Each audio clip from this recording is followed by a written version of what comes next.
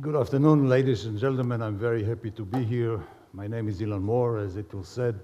I'm the ambassador of Israel to Croatia. I came here in January this year, and I'm very happy to be here. I'm not an entrepreneur. I'm a diplomat, only an ambassador. But I represent a country which has become a center, which become a role model of what we call the entrepreneurial spirit, a startup nation.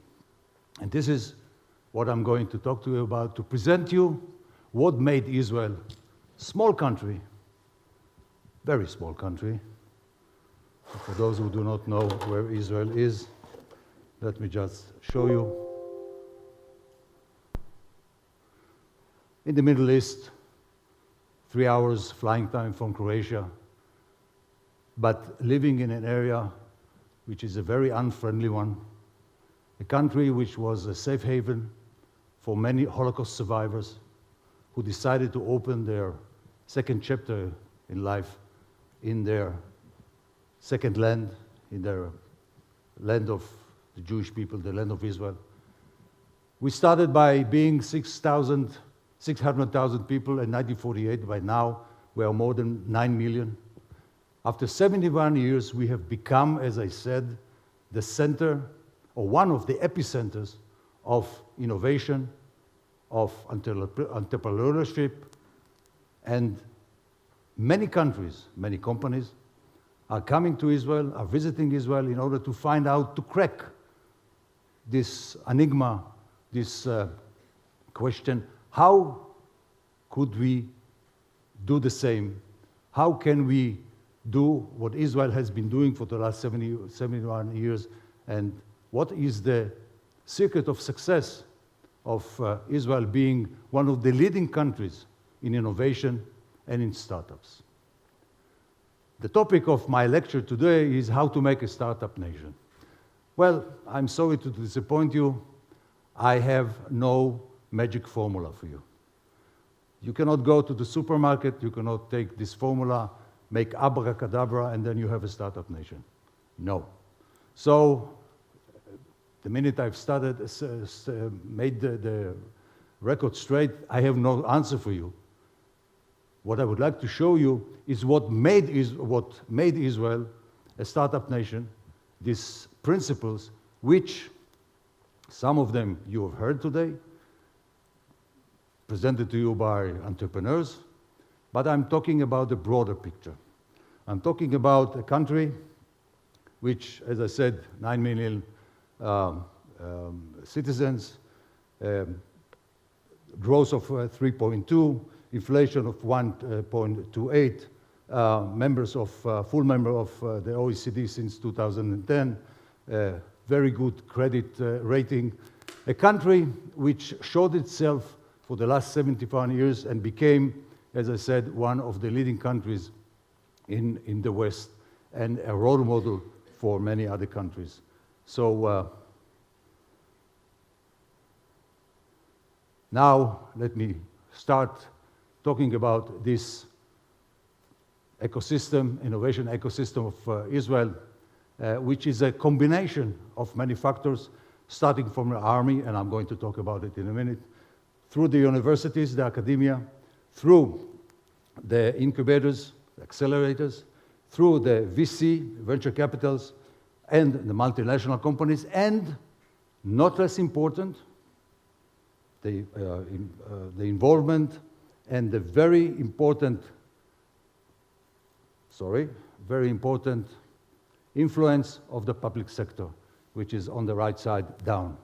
Public sectors, I mean the government of Israel, has made it almost 30 years ago a point to be involved in all what is needed to create this ecosystem, innovation ecosystem, because the government can allow itself to take risks, to put money to support small, medium-sized, and big-sized startup companies in their adventure. It is an adventure to create something from nothing.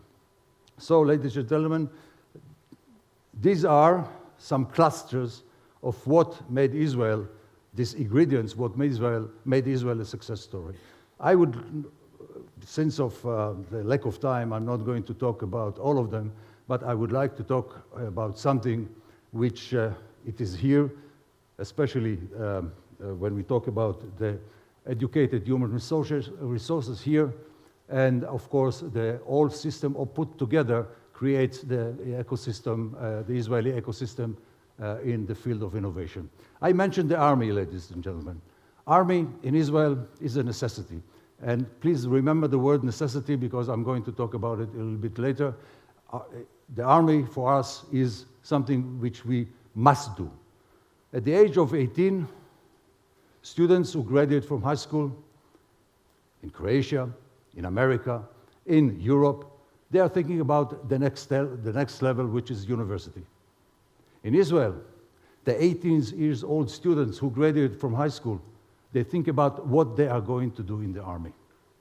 For us, 3 years service for men is compulsory, and 2 years for women. It is a compulsory, a mandatory service in the Israeli army.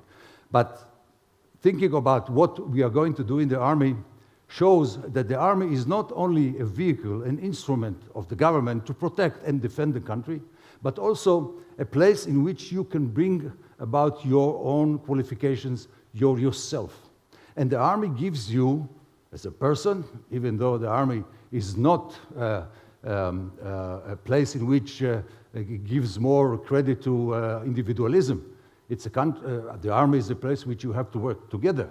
But nevertheless, every soldier, every young soldier, can have the chance in order to prove himself, be it in the Air Force, be it in the tanks, be it the infantry, but be it also in the computers, in the intelligence, and other fields in the army, which needs your creative mind. The army is a greenhouse for ideas because of our geostrategic situation, because we are isolated in the Middle East, because we have been victims for many years of boycott, be it from Europe, be it from other countries. We created a situation, or we were forced to live in a situation in which if we don't do things for ourselves, no one will do it for us. So necessity, ladies and gentlemen, for Israel is the #1 motor for creative thinking, for innovation, from using what you have at your disposal to make the things that no one else will give it to you or will do it for you.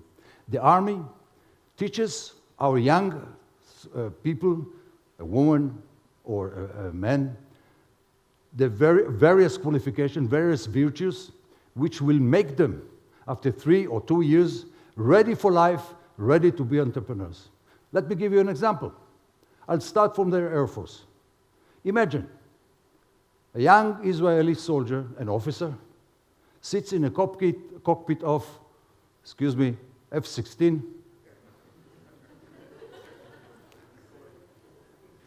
At the age of 23, 24, he uses, and he is a master of the most sophisticated system of a killing machine.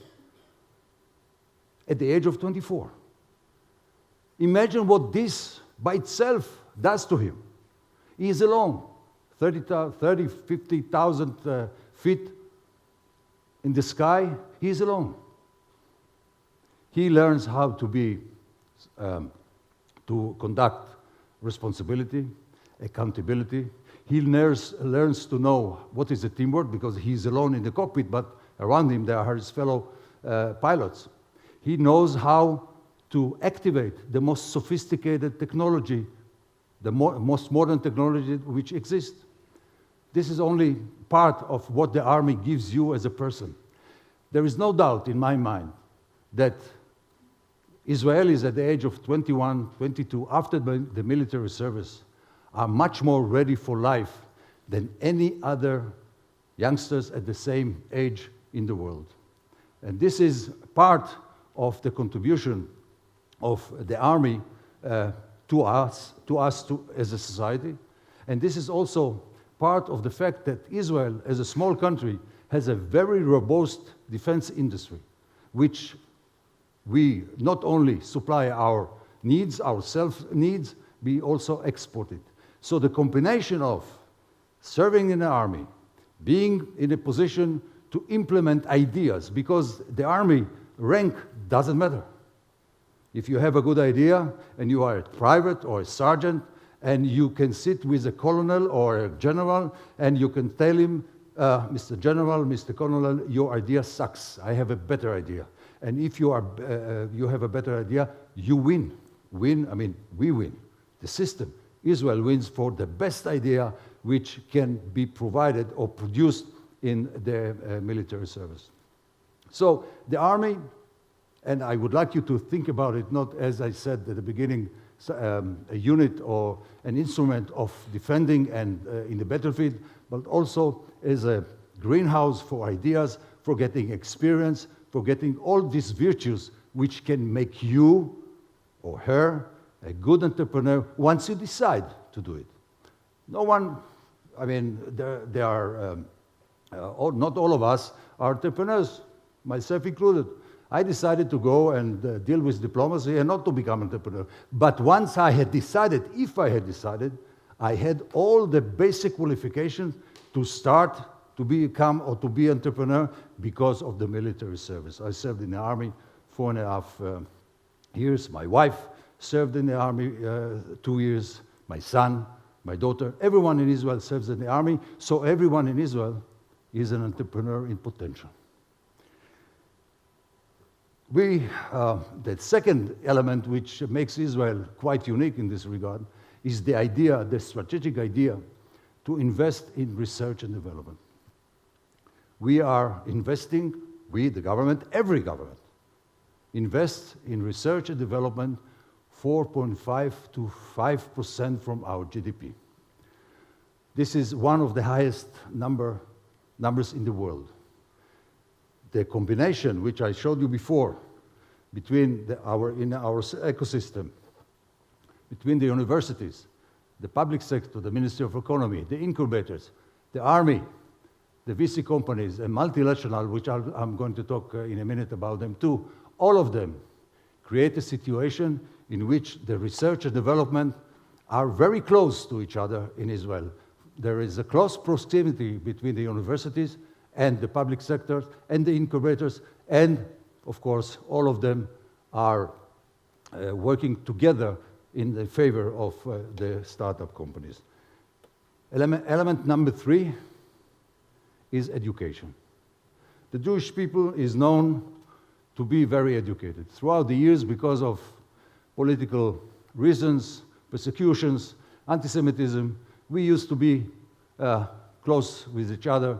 We used to live with each other, but we also were part during the emancipation in the 19th century and until today, we used to be part of the society. But we had to know, we knew about, at that time that being a part in the society, you have to show yourself, you have to prove yourself. So we, the Jewish people, put a lot of influence, a lot of emphasis of studying, of learning. We wanted to show ourselves better than the surrounding neighborhood.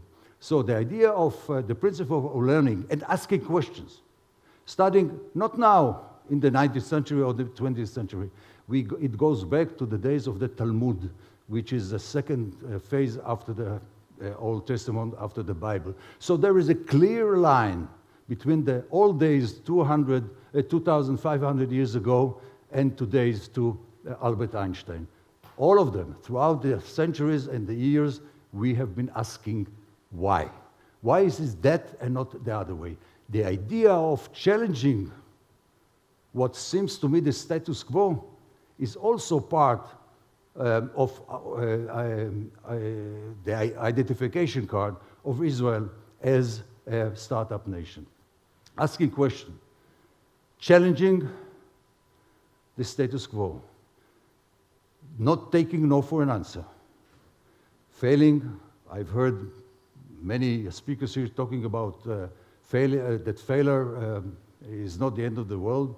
I think in Israel, it is not only this attitude which is not the end of the world, but we use it as a leverage for success. You start again. You think again. You never give up. You learn it in the army, you learn it at home, and you implement it once you become an entrepreneur. So the element 3 is education.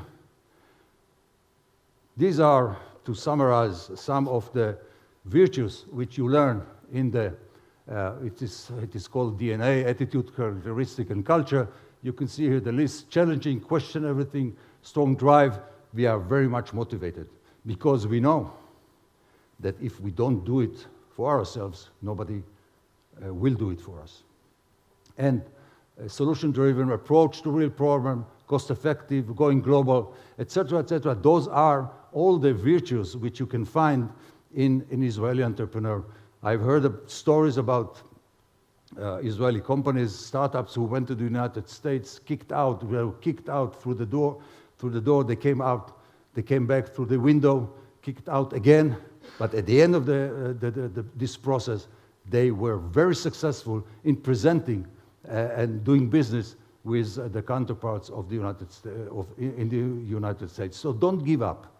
Don't give up. Try to use a failure as a leverage for your success. And this is something, sometimes in the civilian life, you have to pay a lot of money for this failure. But in the army, you can afford yourself to take a failure and to make it as a success story, because again, in the back of the mind of every Israeli is the principle of necessity. If we don't do it, nobody else will do it ourselves. Ladies and gentlemen, I'll show you the map of the Middle East. I'm coming again to the Middle East. Look who are our neighbors. Do you want to change your neighbors with our neighbors? I don't think so. No. There is no cross-border trade. There is no cooperation. Even though we have some peace agreements with our neighbors, the region is very hostile. Not only hostile, Israel is located in a semi-desert area. You know the story about Moses, the big prophet who took the Israelites from Egypt, right? You know the story. Two elements I would like to mention here. He took us 40 years in the desert. And at the end, he brought us to the land of Israel, a land which is half desert, no water, the climate is very bad, no place for real agriculture, and for this we were wandering in the Sinai Peninsula for 40 years. Not only this, Moses stuttered, and when he went up to the Mount Sinai to have this encounter with God, at that time he was given the 10 Commandments to be given to the Israelites. God told him, you take the Israelites and take them to... Moses thought that he wanted to say Canada, but he said, no, Canaan. Canaan is the old name for the land of Israel. So, what can I tell you?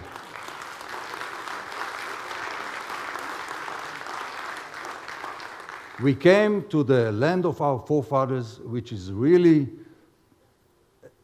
a desert. No natural resources, no water. Yes, in the last couple of years, we found some natural gas offshore Israel in the Mediterranean. No oil. I mean, he could have taken us to Saudi Arabia. I mean, this would have been another story. So we came to a place which has no natural resources, but one natural resource is our key for success. This is the human resource. From the very beginning, from 1948, we have decided to invest in our human resources, in the men and the women who live and were born in Israel. That's why we dedicated so much for research and development. This is why we invest so much in education. To my humble opinion, not enough. The teachers in Israel are underpaid. But in principle, we understand the need, the necessity to invest in our people. And this is a strategic decision which has nothing to do with politics. All governments from the right or from the left follow this principle. The human resource, the men and women in Israel are our biggest asset. I mentioned necessity before. Necessity forces us, because of our natural conditions, forces us to depend first and foremost on ourselves. There was my friend, the American ambassador, here before. America is our biggest friend. And we have very close relations with the United States and also with Europe. But in time which we were, for example, offered to join NATO or to have a defense pact with the United States, we are a little bit reserved, because once we do it, we lose our independence to react when we have to react. And I don't have to mention you our neighbors from the north and from the south, Hamas, Hezbollah, Iran. All this geostrategic area in which we live in forces us to depend first and foremost on ourselves. After talking about this, I would like to mention, just before I finish, a field which also in this field, Israel has become one of the leading countries in the world, and this is cybersecurity. Yesterday, your Minister Bizonovich paid a visit to Israel. He signed 2 agreements, one with the Ministry of the Interior in Israel of cooperation, a renewed agreement, and then he went and signed an MOU with the Center of Anti-Terrorism in one of the leading colleges in Israel in the field of anti-terrorism. And today, he signed another MOU with our cyber authority on cooperation in the field of cyber and cybersecurity. Ladies and gentlemen, I invite you to look at what Israel has been doing in the last 10 years in the field of cyber, and those who are thinking of investing or to dealing with the issue of cyber and cybersecurity, my door is open. Not only for cyber. Before we finish, I would like to leave with you with the message that if you don't innovate, you will perish. If you don't innovate, you will not be successful. And in order to innovate, you have to think in the 4 or 5 principles which I share with you. As I said at the beginning, you cannot copy-paste. You don't have a magic formula.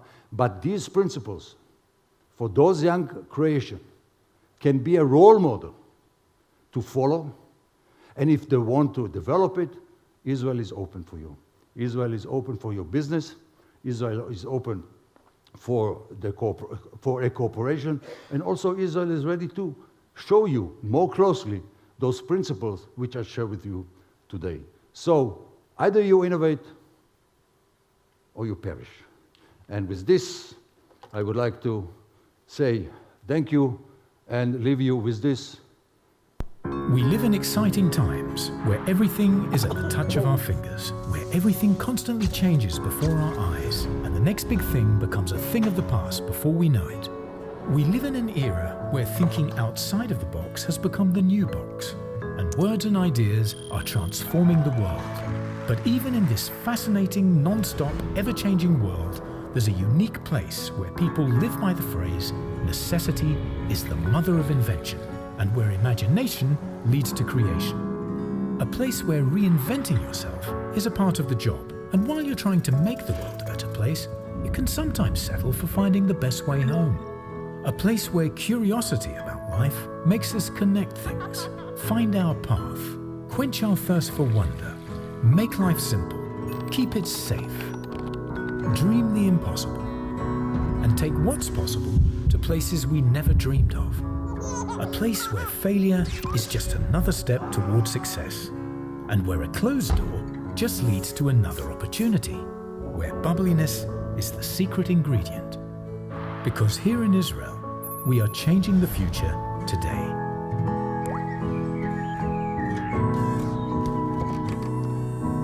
So, ladies and gentlemen, This is Israel, a country which must be recognized not only for the political conflict in the Middle East, but first and foremost for this, changing the future based on a Jewish principle called Tikkun Olam, making the world better.